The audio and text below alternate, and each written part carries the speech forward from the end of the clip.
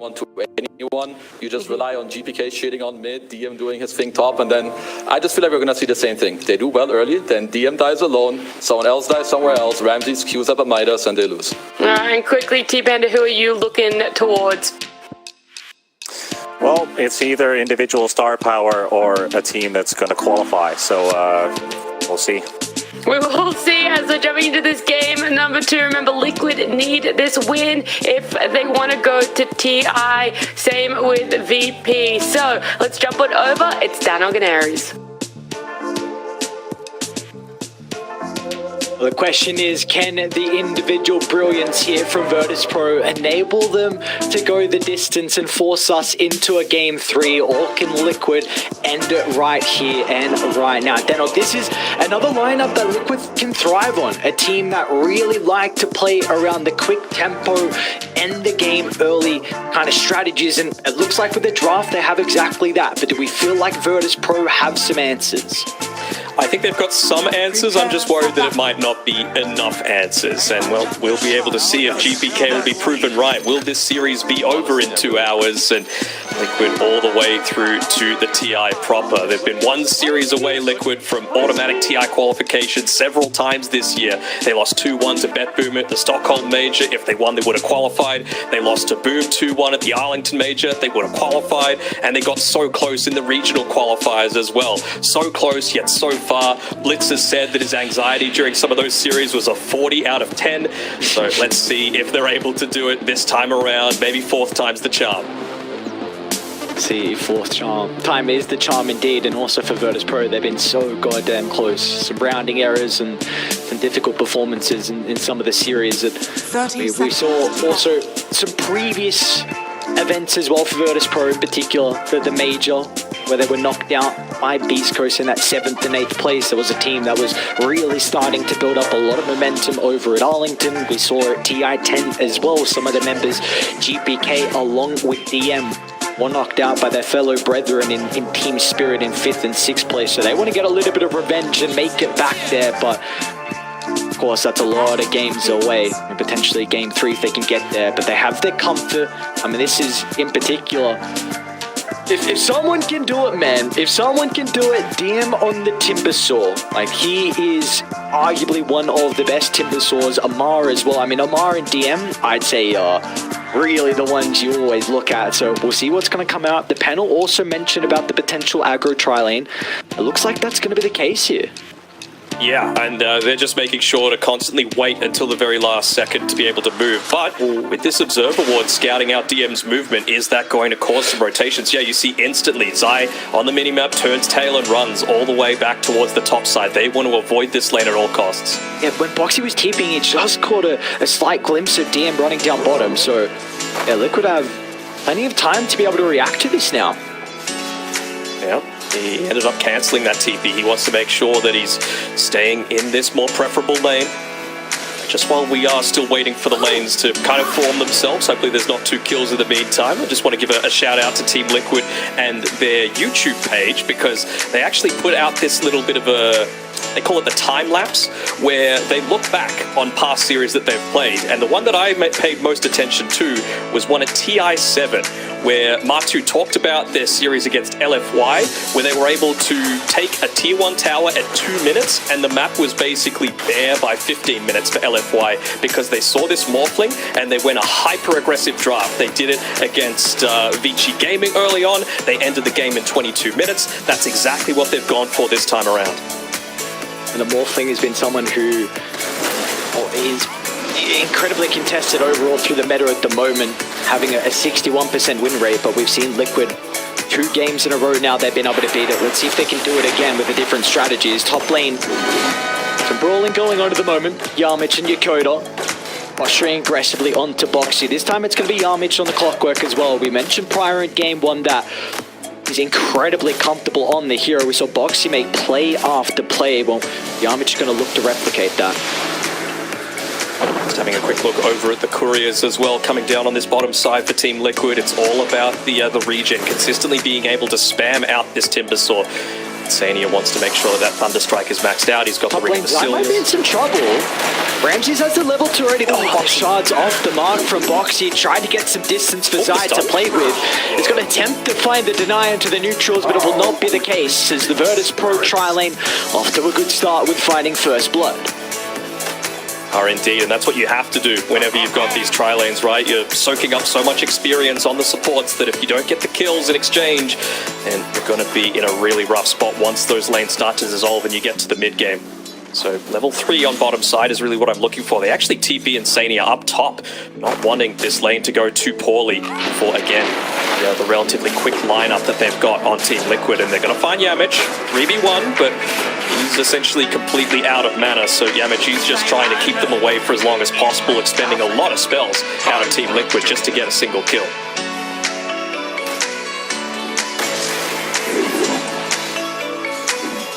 See as well how this mid lane shaping up at the moment. Queen of Pain off to a pretty good start. Well, very good start, I should say. 20-7 compared to the 10-2. I think once the levels start to come through from GPK, the attribute shift might be able to help out. I think one of the big issues at the moment, though, is just the constant damage from the dagger forces GPK to not have as much right-click damage at the early levels to be able to CS. But once he hits that third point in the attribute shift, the lane should be more bearable. Look at this little bit of a conga line coming through from the top-hand side as well. Boxy, Yamich, both realizing how important it is to be able to keep control over these power runes. Looks like Mikke is going to be the one to be able to claim the water rune on the bottom side, though, and this means that GPK's got a rough time. You already have such a rough go at it, trying to trade effectively against a Queen of Pain. How are you supposed to do it now when he's got a water rune bottled and you've got nothing? He's already got a Midas queued up as well from GPK. Oh no. So, I mean, the panel was mentioning that they want to see GPK on something that can be the win condition in a way. I mean, the Morphling is definitely that, but Midas is really going to slow down Virtus.Pro. I mean, where do the plays really come out for them? Feels like a lot of emphasis is going to be put on DM, just trying to soak up as much space as possible, being that kind of vacuum to drag all the Liquid members down, but it's going to be difficult. He needs to get off to a good start. I mean, how often do you see a Timbersaw go into a Vanguard as well? That's what DM's got. He realizes that he's going to be coming up against this Zuya, against a Tusk. He is going to be that one standing on the front lines, playing a lot less greedy style this time around, and basically putting himself where Liquid want to be pushing. You saw Liquid's bans. They got rid of the Tide Hunter, another DM specialty, just to make sure that they could allow this to happen. Trying to face check. Dakota doesn't have a level in the grave at the moment. The heal bomb's not going to be enough to keep him alive as Liquid find their second kill of the game here in this tri-lane. As soon as they started to rotate, as soon as they left Insania and brought him up top, it looks like top is going much better for them. 0 points in the Whirling Death on DM. He's just looking to try and spam out onto Matu with those timber chains as much as possible. Try and keep him out of the lane, but Matu, he's still having a decent enough time. Trading in farm, you're going to be very happy with that if you're Liquid.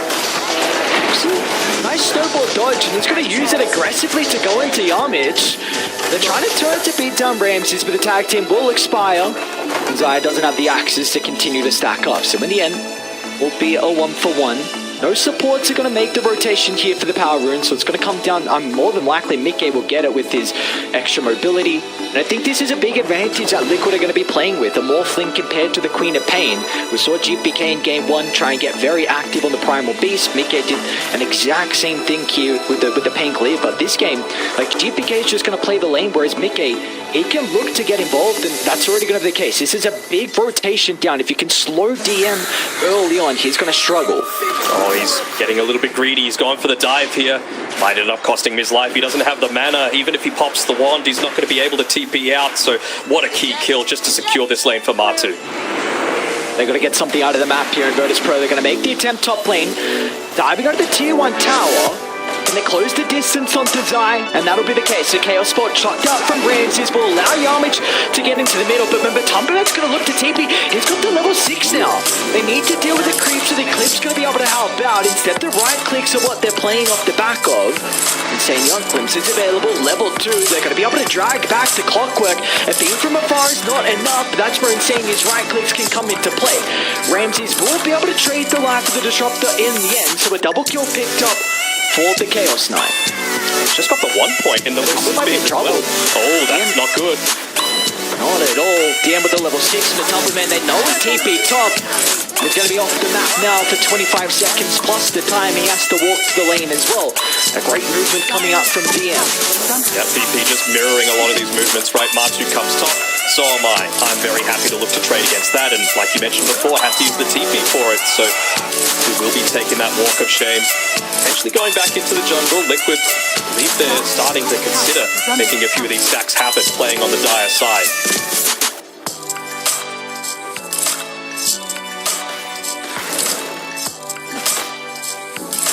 See if GPK is going to get lucky with the power room. Oxy will snag that. Doesn't have the ultimate to be able to try and blow him up. They will continue to hunt though. 10 They know seconds the to pop waveform's used.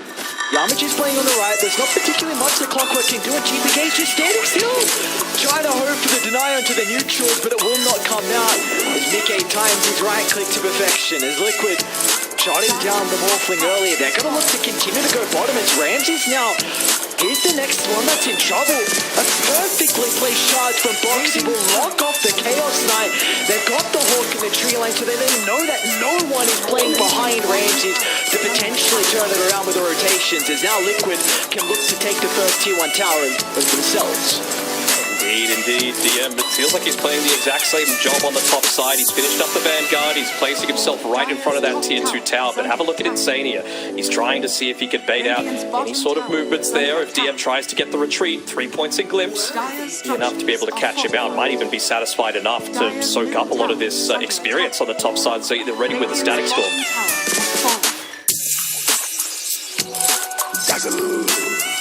I mean, how much does that tell you about the mindset of GPK? Just standing there, allowing the death to come to him, not even turning around and trying to get a little bit of damage done in the meantime. Shows that he's moved farm. The faster he dies, the faster he can get back to farming, I suppose. Faster you get that Midas, baby. Let's go. It's here. The moment we've all been waiting for, but he would not be happy with his net worth as things currently sit. I mean, we've been talking about how he is the true win condition, but win conditions aren't fifth on net worth a lot of the time. Not at all, but I do think regardless, Virtus.Pro, some of their cores have gotten out of the laning phase, and at least GPK has this farming accelerant now. There's the other aspect as well. We all talk about the Midas being this super passive item. You're able to go back into the jungle, but you're going up against a Beastmaster who's just about finished that Helm of the Dominator. So maybe GPK is going to be a little bit more active than a lot of us are expecting with making those rotations, getting rid of that big Helm Dom creep. That's a very good point, because I think this Helm Dom now being completed from Zai's is going to enable them now to think about taking the tier 1 tower. Liquid need to continue the pace. They need to continue finding these objectives because of the tri-core lineup that Virtus.Pro have. You can't allow them just to freely farm on opposite sides of the map. And GPK, he's showing moves, but it doesn't seem like that's the one they want. They want Ramses. They want someone away from a lot of these TP points. Oh, the scam was just too late. Let's see if Ramses is going to be able to take through the damage, but the Static Storm laid down from Insania. There will be no Phantasm turnaround. The Chakota, even though he had a point in the shallow grave, which is too far out to the left side, but Virtus.Pro, they're trying to connect, they're trying to backstab as DM's even going to get into the middle, but they will be too late. Yamich won't, however. Hookshot's going to be there to cancel Boxy's TP. He'll make him work for it in the end, and it buys much space for Liquid to continue farming across the map. Might even deny himself to the tower, so the gold will be split. That'll be the case. He's pretty happy with that, though. I mean, he started to drag DM towards that, and if DM's focusing, running at his own tier 3 tower, he's not doing the Timbersaw job, right? He's not standing in front of lanes. At this DM, he's just making the immediate move back towards top. He's like, all right, they use Static Storm. I've got about 30 or so seconds where I'm not afraid of any TPs coming towards this lane. Back up in 40. It's not the longest cooldown. You got to make every single moment count, especially when you've got that siege creep still available, and they used the glyph previously on Team Liquid for that push. So I want to see DM perhaps get some assistance come through from the rest of his team, but Nick with the solo kill.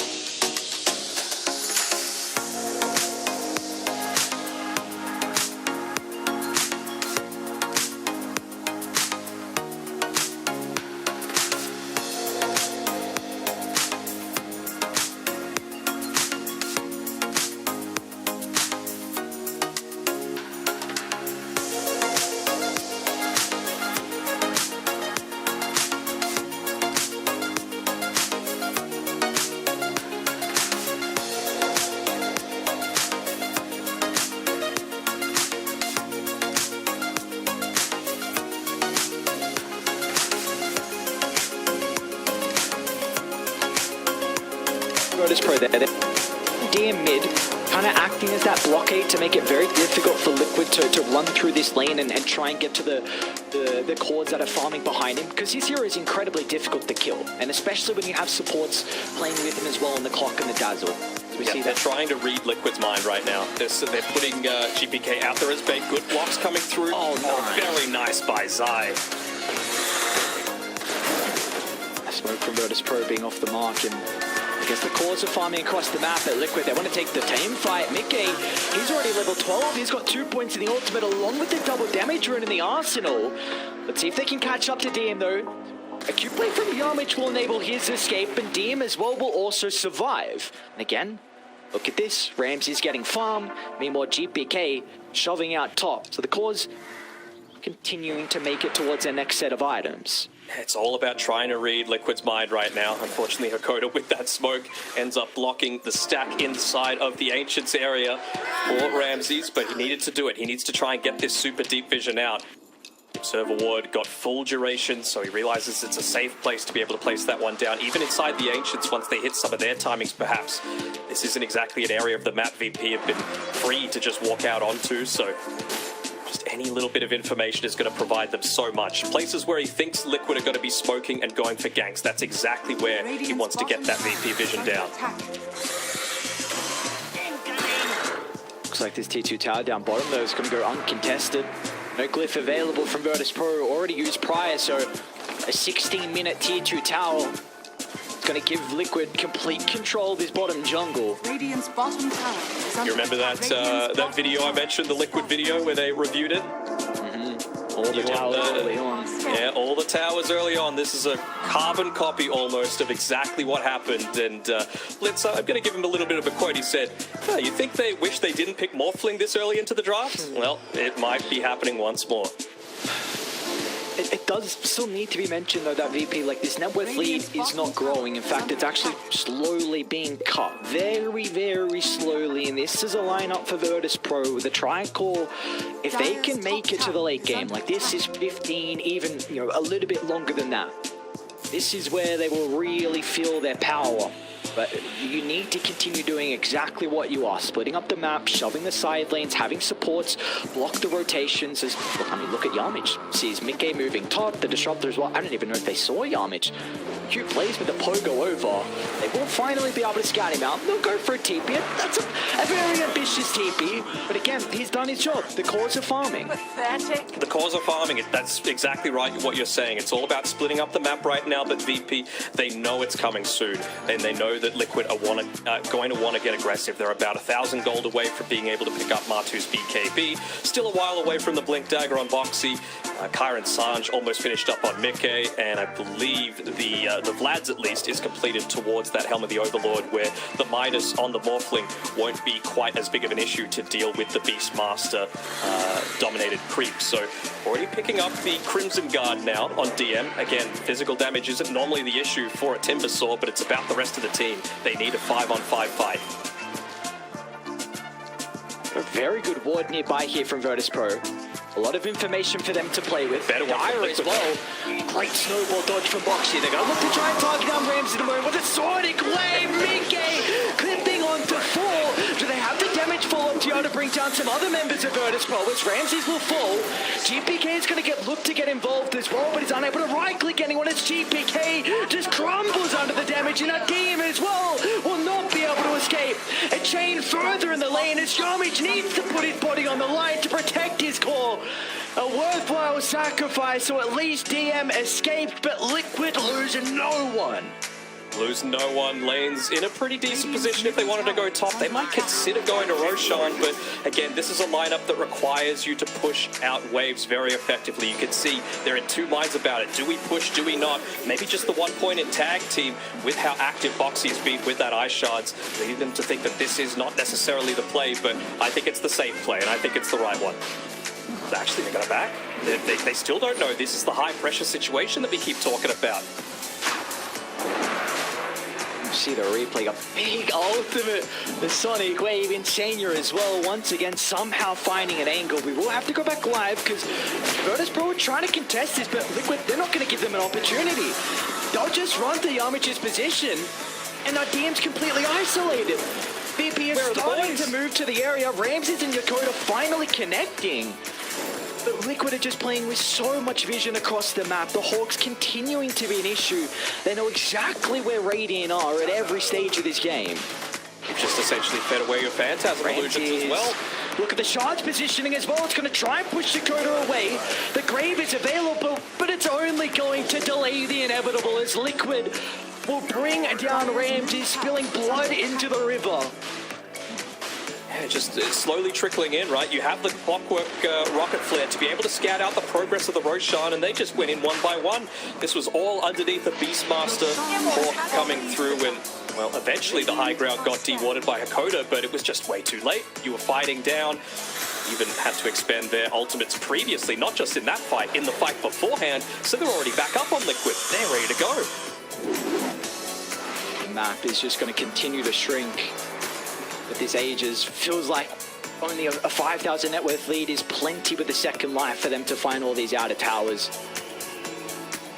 Now, McKay is even just going to take away some of their own farm where they might be feeling safe, but obviously VP with the Roshan going down, with the lane on the top side positioned so aggressively, Matu feels almost immortal here, being able to just continuously shove this in, open up, allow a Luna just to stay on the Radiant side of the map and keep the pressure up while still farming in. They see Matu at work. This is a really big play for VP.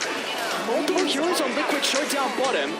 But Tomberman doesn't have anyone else nearby. A BKB used on the first life. Zai's going to be able to cover the retreat with the roll. Tomberman continuing to get some distance away. No way, they don't even kill him. DM's going to try and get the chakra, but the glimpse back, they won't get him. Matu lives. They'll at least get Zai at the triangle. But Nikkei now when the boys have shown up. The Sonic Wave clipping onto two. Got to be cautious about the Static Storm, and Virtus.Pro will split away. The ultimate's going to be off the mark. This is an opening now for VT to look to hit back. They'll bring down Boxy. Matu stuck around as well. DM with the damage required will deal with the Aegis. They'll drag him back into the river. As Tomberman will not escape. Finally, Virtus.Pro will take a successful skirmish, and they can also get the tier 1 tower. It was a great instant move from Liquid. I think they even popped the smoke just for the extra movement speed to be able to get back, but you are able to finally isolate someone on Virtus.Pro. This is what Liquid's draft specializes in, right? You can just use the glimpse, you could use the Beastmaster Hawk to be able to do it, but as soon as you show on the other side of the map, you know there's no TPs available, you know there's no way to be able to protect that POS1 Luna, who is such a big part of your pushing force. So great movement coming through there from VP, bringing them back into this game. Radiant's top tower Kinda just is under attack. So pushing 101 there. Force heroes to react, move instantly to the other side of the map. If the team do not respect how fast you are playing, and catches Liquid off guard, and now this net worth lead in the Aegis completely evaporated. VP, signs of life for them. Yeah, for sure. I mean, this isn't really the area that Mikkei wants to be farming, right? You've taken the bottom side of the map. It's important to take the outpost back for sure, but like I was saying before, Luna wants to be playing on the VP side of the map. You want to keep the pressure up. You want to be using that Beastmaster Hawk, not only just to get the pickoffs, but even if someone TPs back after they're trying to split up the map and defend, you could just glimpse them back. It's happened before. Matu was the one that got glimpsed previously in the middle of a big team fight. So this is now a really big item here for GPK, and he should have the Scepter delivered before this fight breaks out. I'm intrigued to see if he always uses it on the Luna, because an Agi carry really needs your stats and the attack speed as well. There's also the potential for some other members as well, but I feel like his main priority is going to be Matu if he can get that replicate. This is a big item here to enable Morphling in these fights. Just enabling him just to increase the attack speed, denying it away from the Luna, but even you just have to think of the synergy together with the Phantasm as well and the Chaos Knight. If you get that Luna blessing, if you're in the Luna form, then you're going to be able to give a lot of benefit towards this VP roster. I mean, they are well and truly back in this game. Even though it's this 3,000 net worth lead, losing that first Roche is really important for Liquid. They needed to find all these outer towers with the lead they had, and now VP, they've got multiple ways to be able to start these fights. You are not completely reliant on Yamich to get an incredible hook shot. It can be up to Ramses, but he won't be here if this fight breaks out. They spotted that Hawk coming out that's sitting in front of the tier 2 tower bottom, so they're positioning themselves really Great well. position from VP. They're playing behind TM, but the damage might be too much. Yakota can't get close enough. And now Mickey's going to jump in, no hesitation, to try and catch out the remaining members. As VP, they need to TP out, and we'll be able to make it. Cut their losses, made sure not to feed through anyone else that was unnecessary, and that's just another one of those instances. The shallow grave, just the 2 points in it so far. It does feel like Liquid, they're wanting to go to here. Okay. So solo kill the TP, he's going to have to cancel that. And that's the gem. No. I think he might have tried to steal the gem over from Insania. Oh boy. That's a big kill. He didn't use the TP at least, so he'll be able to rejoin the team fight if a buyback is forced, but do not want to be giving that one up. You're all about scaling into the later stages of the game. Just instantly blowing up one unit. You've got the tools to be able to do it. Hook shot into a Cog's back should enable a Chaos Knight, a Timbersaw, a Morphling to immediately explode whoever it is that you go on.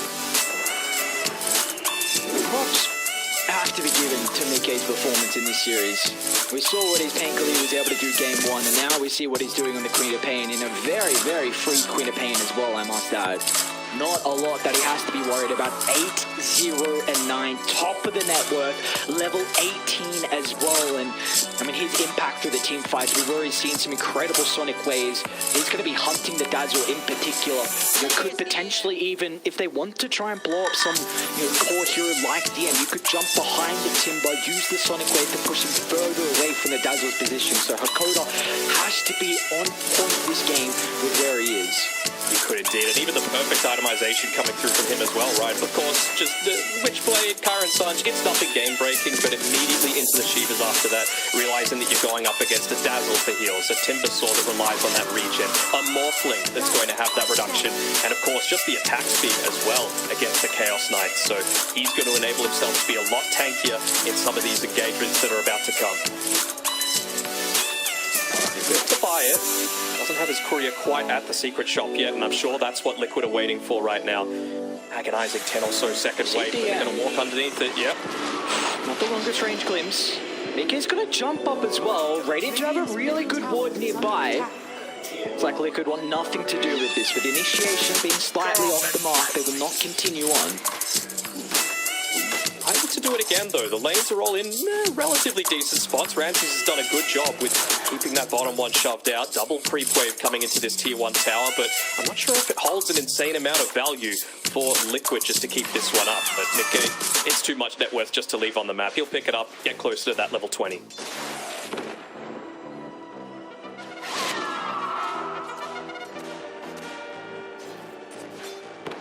See if they can try and stall this out. If it's a long row spawn, GPK might have the BKB before that fight. It's about to have the second component completed. It'll be a really big item. Also that level 18, which they actually just give him the tome on GPK, so they recognize how important it is to max out the old but Liquid, yeah, they've been able to catch out Hakoda, but a great 4-star fuse from Yamich. We'll be able to get the Dazzle out to the left side, but Liquid, they're still on the prowl. They've got the nighttime vision and the Hawks as well. Look at Yamich just putting his body on the line. The Rogue's in such an awkward position. He'll try and TP, but the cancel will be there thanks to the damage. But again, the lanes, they're looking fairly good for VP. Top side, all the way pushed in. Mid lane, pushed in at the same time. And GPK, DM, taking back the outpost, trying to get some of these neutral items. And pushing out bottom lane is the next on their priority list as well. So VP doing a fantastic job at, again, dodging it out. It's still a 10k net worth lead, don't get me wrong. But avenues are there for the comeback. Another rune for Mickey. Radiant Got that level 20. Oh, it's a quick Roche respawn though. Just another 10 seconds away, and GPK, he's still about 1,000 away from being able to pick up that BKB. That could be enormous. Sometimes Ice Frog, Mr. Lizard, as I like to call him, does smile on teams in certain crucial situations, and this time around it's going to be Liquid. Being able to secure that second Roche, get the Aghanim shard through. Not sure who they want to give it on. Maybe the dive bomb for the Beastmaster. You've already picked it up on the spot. Too fast.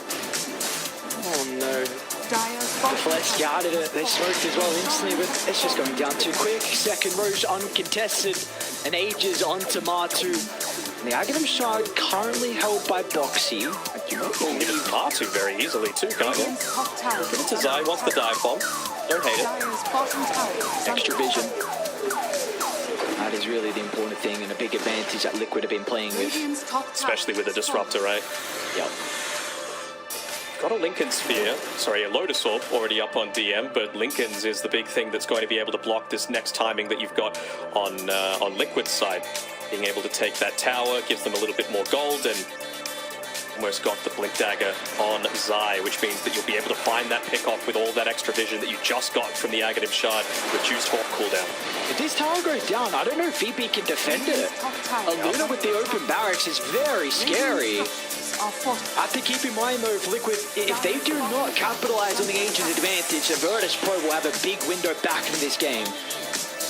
This could be it. This could be Liquid's TI attending fight. You've got the BKB though on GPK. Let's see how he looks to use it. If he could find Insania, that would be huge. BK is going to try and follow up as well with a jump into the stance.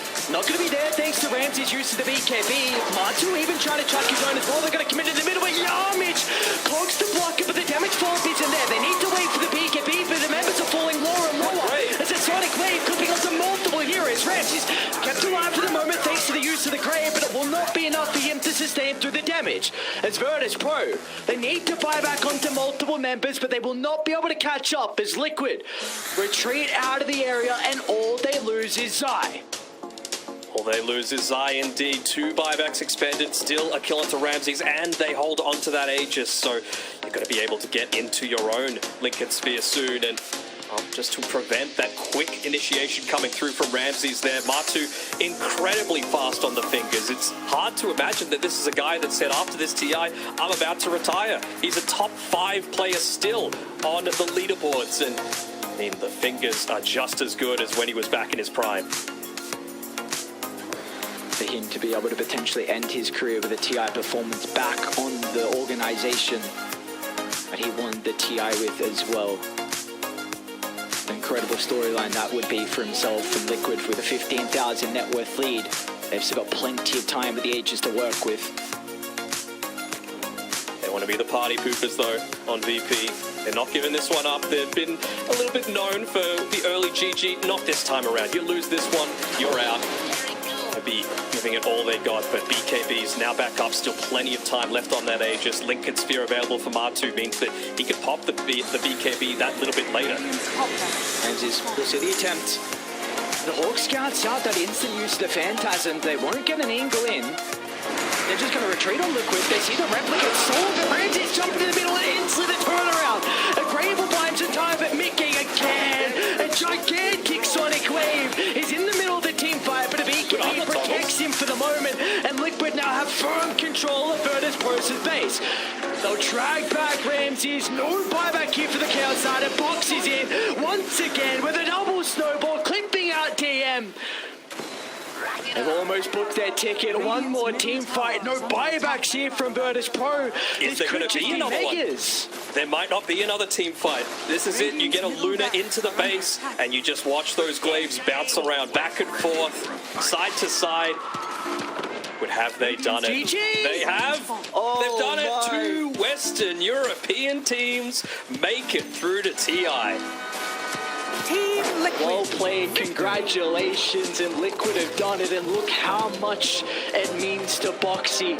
Martu will give him a hug as well, but multiple of these members from Liquid, Insania, Boxy, along with Mickey, both missed out on TI-10, and keep in mind, this has been a team that have gone through it this season. Incredible performances in the tours, but when it comes down to the LAN performances, there's been a lot of questions around the inconsistency, and that was a big question for them heading into this qualifier as well. A lot of people were expecting other teams to make it through, but Liquid, look how strong they look against Virtus.Pro. The revenge is there, 2-0ing them in convincing fashion. Yeah, Insania. I mean, he's gone on record after that that missed opportunity to attend the previous TI. He was gutted to miss it. He mentioned that he spent so many months just not talking to anyone, only queuing pubs, wanting to get better so that wouldn't happen again. And instead of reliving that history, they relived the history of an aggressive draft against a Morphling. All of this single target doesn't do anything once the swarm is in on top of you. And big congrats have to be given over to Team Liquid. One other quote, I know a bit of a quote.